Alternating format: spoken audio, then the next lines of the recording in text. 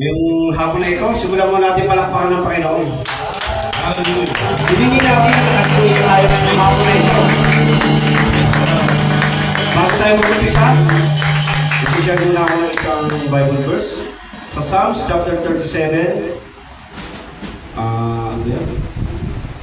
Verse 5 to 6. Psalms chapter 37, verse 5 to 6. Ayan.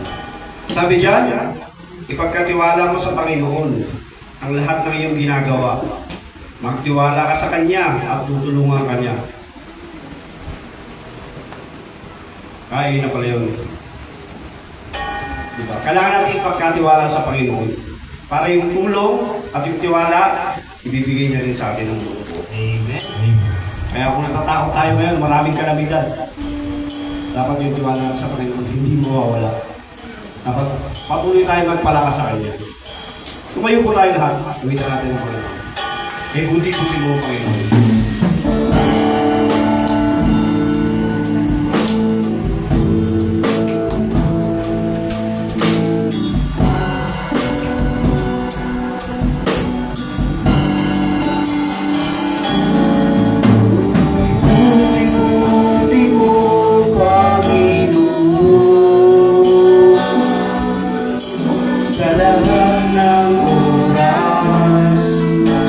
Sa bawat araw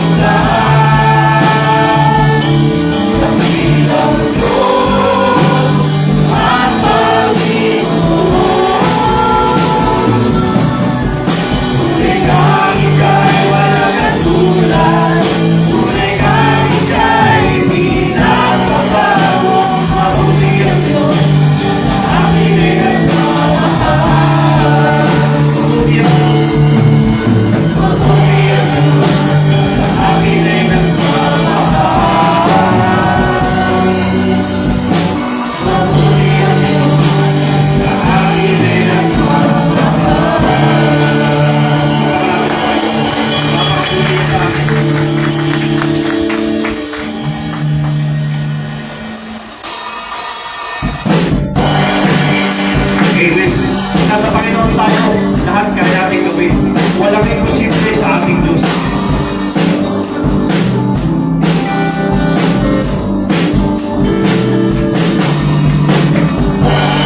Imposible sa ating Diyos.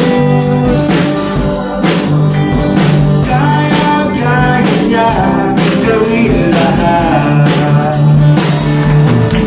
Kahirap sa tingin mo, kahirap ang buhay.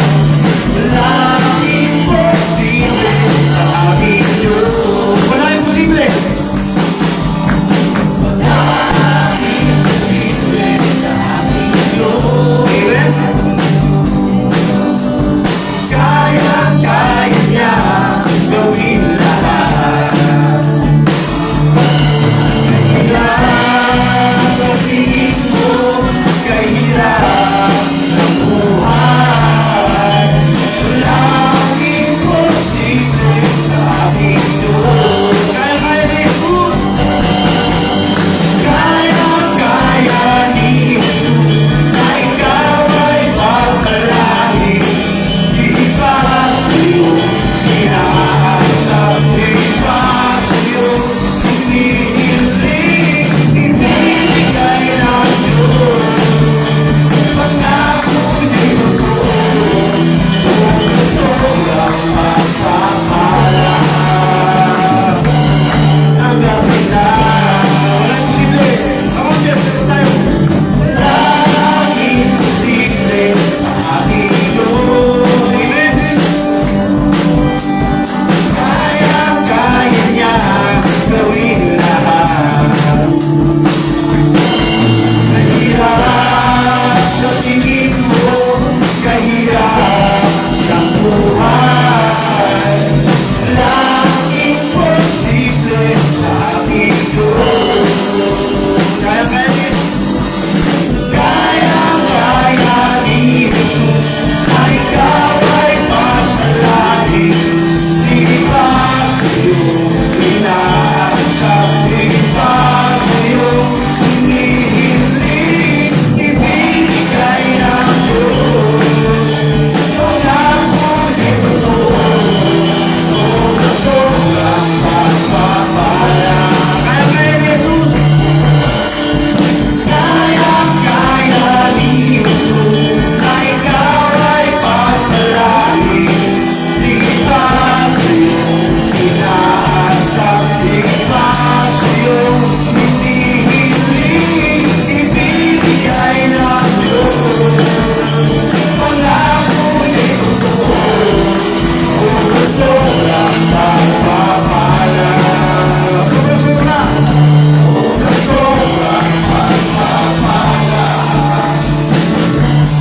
Sobrang pagpapala. Ay tanggapin na. Wala yung siguro. Dati pa rin yan. Mahal na mahal kita, Panginoon.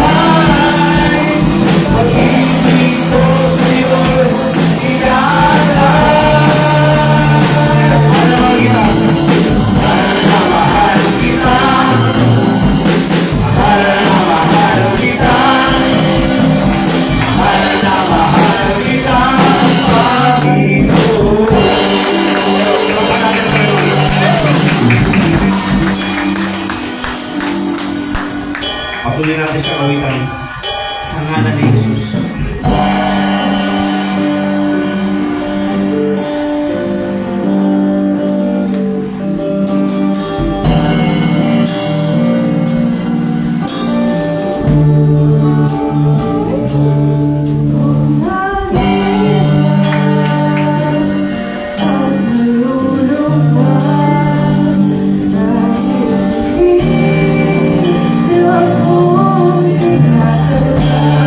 you.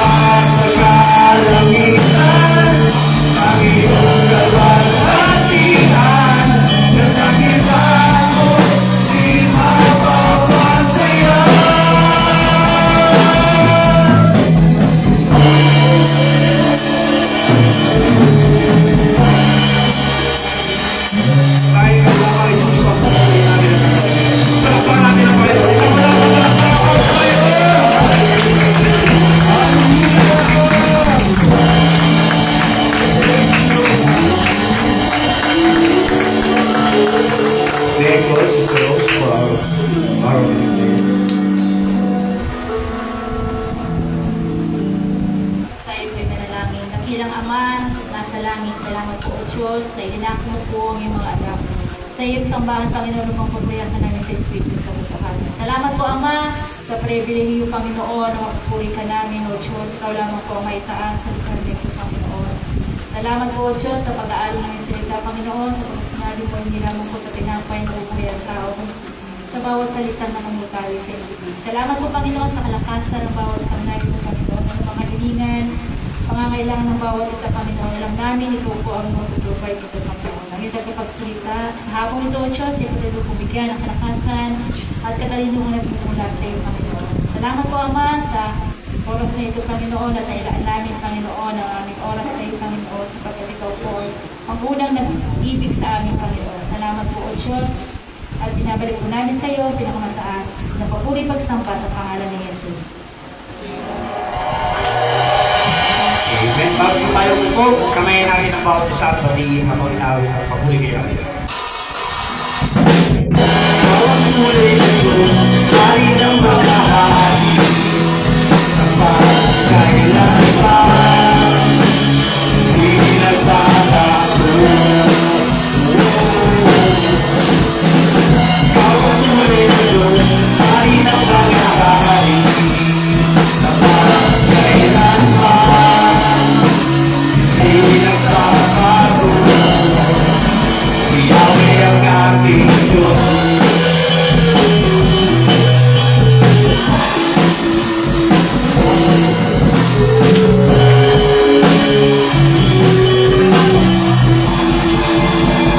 Yahweh ang ating Diyos.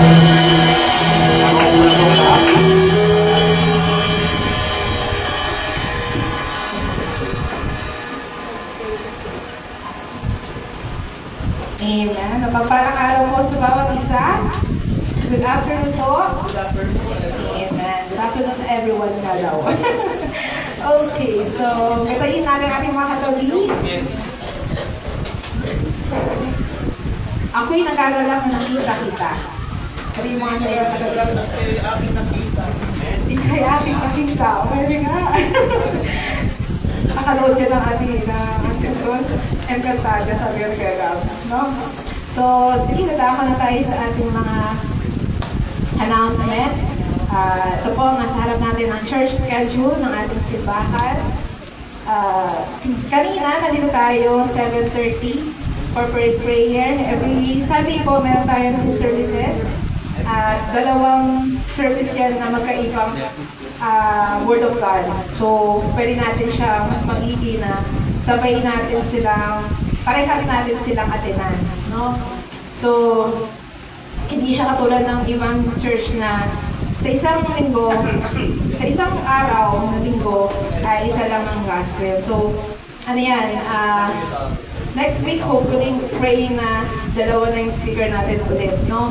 So, pag-pray natin si Pastor Jovi sa kanyang karamdaman na patuloy na mawala. Kasi, totoo nga talaga yun, uso-uso talaga siya eh. So, kapasalamat ako sa Panginoon kasi yun nga yun, may ano siya. May, ang tawag ito, may mga pagkakataon talaga na kailangan natin magpakinggan, diba? Si Lord na nagpakinggan, diba? Kami masabi sa ating ETS. Okay. So, 7:30 ang corporate prayer, Sunday school po. 8:30 ng umaga. Ayan, Sunday school. Ibig sabihin, every Sunday. Diba? Patuloy tayong grow. Patuloy tayong magbigay ng hingi ng kaalaman patungkol sa Biblia. Lalo-lalo na kay Jesus. So, next naman, 9:30, Divine Worship Service yan. Katulad kanina, 3 o'clock ang corporate prayer na start ng ETS, Keeping the Saint, yung kanina, yung pwede kayo magtanong, diba? Inang rest yan, pwede tayo magtanong. Sa mga may kaibigan na gusto may mga tanong sila na hindi mo masagot, dalhin mo sila dito, diba? So, yun yung time na magtanong. Then next, nag-start ang ating Divine Worship Service ng afternoon ng alas 4 ng hapon. So, sino po dito yung mga available na Wednesday night? Magkita-kita tayo muli 6 p.m. po, corporate prayer, mag-start ang ating equipping the leaders naman. So, kailangan tayo equip natin ang ating mga sarili, di ba? Maging busy tayo. Di ba, sabi nga nung prayer gathering, ay ang devil, ang kaaway ay masaya kapag meron kang sariling plano. Ikaw ay busy sa kamunduhan. Pero kapag ikaw ay nanalangin, ikaw ay, ang kaaway ay, ano nangyayari sa kaaway? Ano po? Kung siya ay masaya, nakasmile, kapag ikaw ay busy sa kamunduhan, kapag ikaw ay nanalangin naman, siya ay naiinis, nalulungkot, diba? So, kapag talaga ng smile, diba? Malungkot, naiinis, diba? Nagagalit, lalo pa. So, equipping the leaders, yan. May mga tao na nais, mga Kristiyano na nais maging leader, mamuno ng kung ano mang profession or ng mga team natin, di ba? So, huwag natin hayaan na tayo ay maging buntod, maging ulo tayo. So, next naman, sabi ko na kanina, prayer gathering, virtual po yan. Magkita-kita tayo virtually. 7:30 every Friday po ng gabi. Virtual prayer gathering. Ang platform natin dyan ay Google Meet. So, ayan ang nakalagay dyan. Looking for a meaningful way to spend your Friday night. Diba? Attend tayo, join tayo sa online. So, sino yung nandito nung Friday? Google Meet.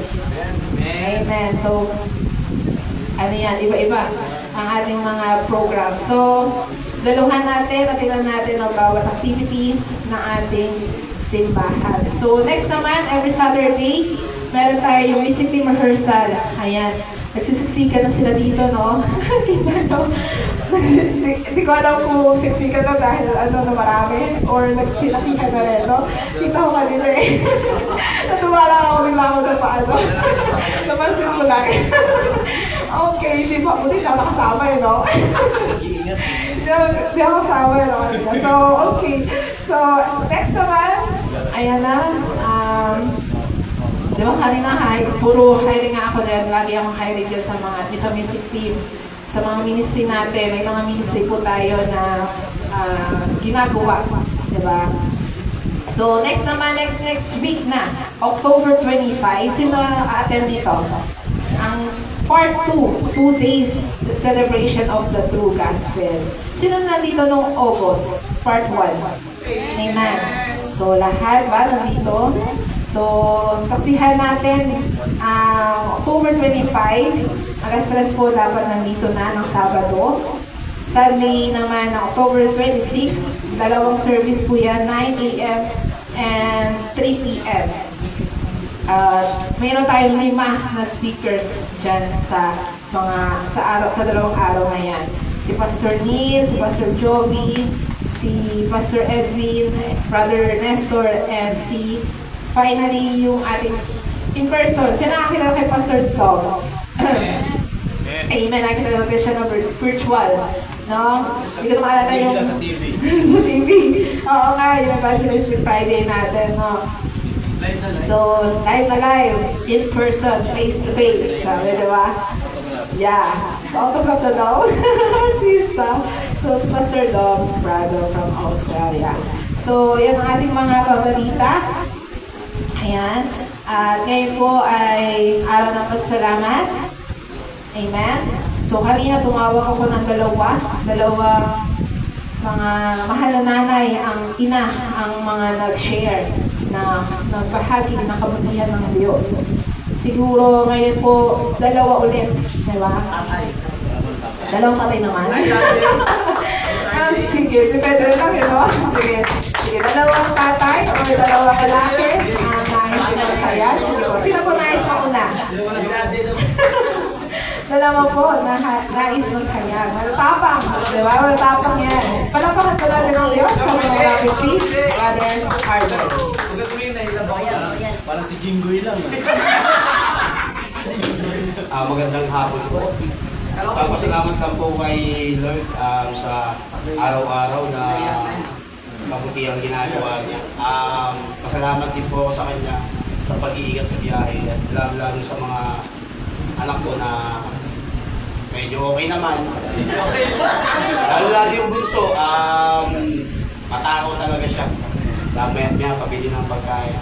Natutuwa lang talaga ako kaya hanggat maaari kung kaya ko magbigay yung mga pangangailangan. Yun. Gagawin.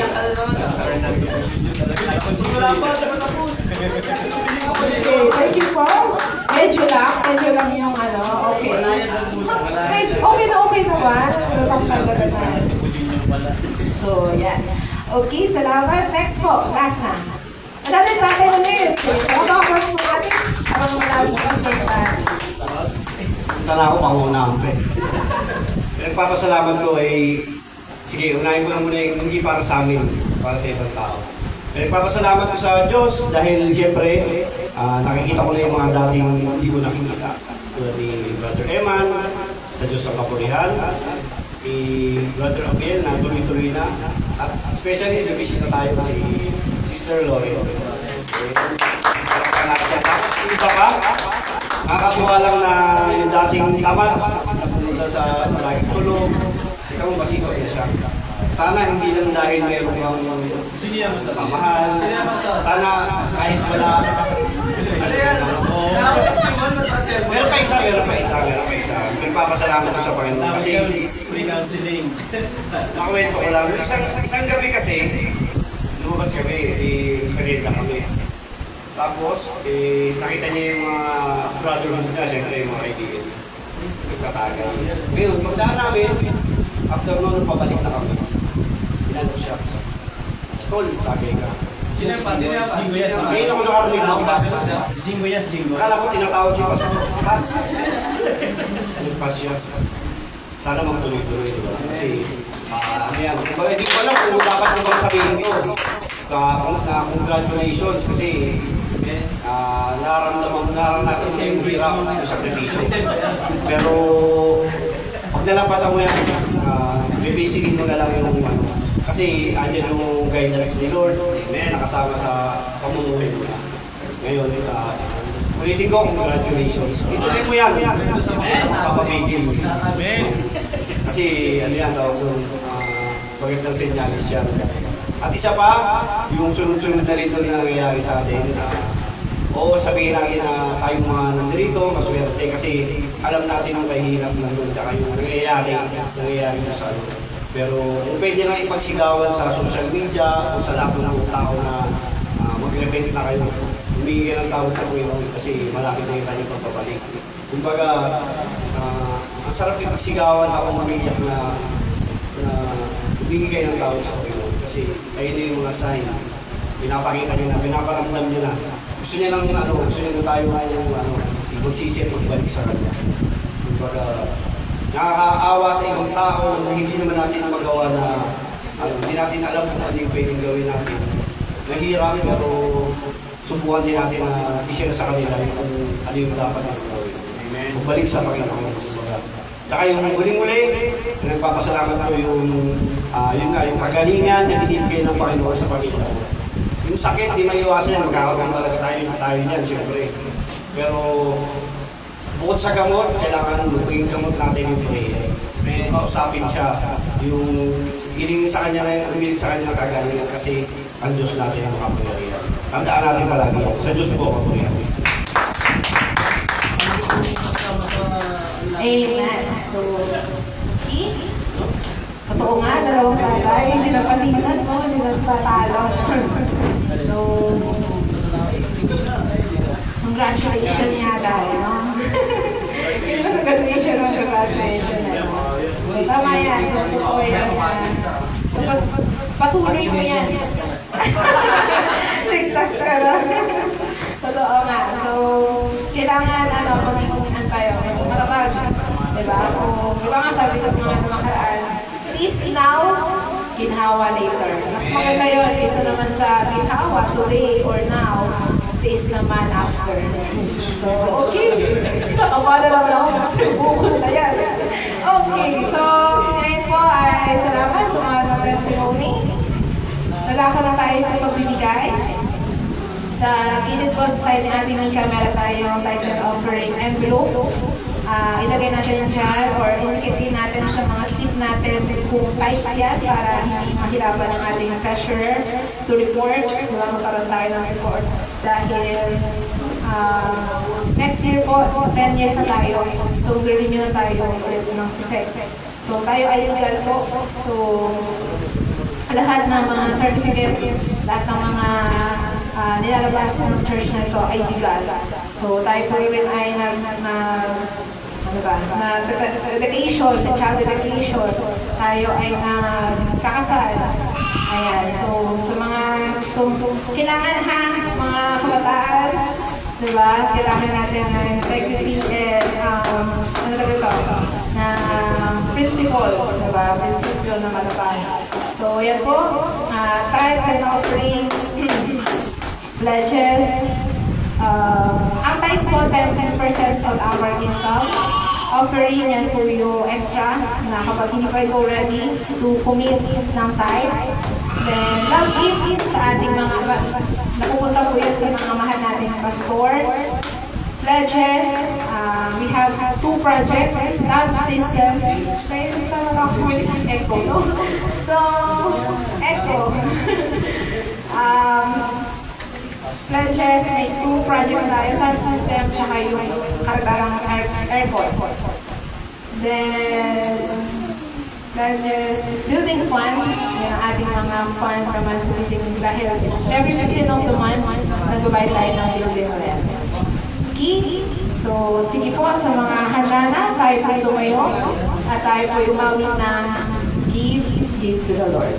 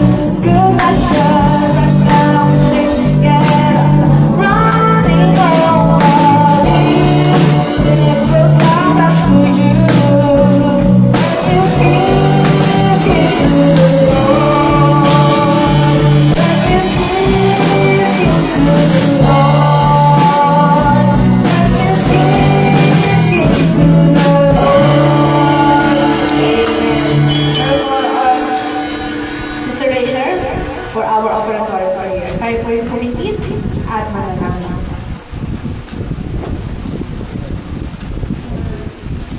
Alam ng Diyos na sa namin ang Diyos na nakita sa patuloy niya babago. Diyos na may gawa ng langit at lupa, Diyos na pinakamangyayang sa inara. Maraming salamat po sa mga nagbigay, sa buong pusong pagbibigay, Lord Jesus. Sa pusong hindi nag-aalin lang, Lord God, na magbigay sa iyo. Sa iyong sambahan, sa iyong gawain, Lord God. Patuloy po na inadagot nila, Lord God, at bigyan ng promotion, Lord God, at peace, Lord God. Iyata niyo po ang kanilang mga buhay. Ikaw ang siyang mauna sa kanilang buhay. Ikaw po ang makita sa kanilang pagmuhan. Tanging po na magbuka ng kanilang ginagawa, na nagagod po kuni, kumakain dito. Ikaw po ang mapapurihan ng palagi. Sa ilamang po ang papuri at salamat sa pangalan ni Jesus. Amen. Amen. Amen. Tayo po yung makakaupo na.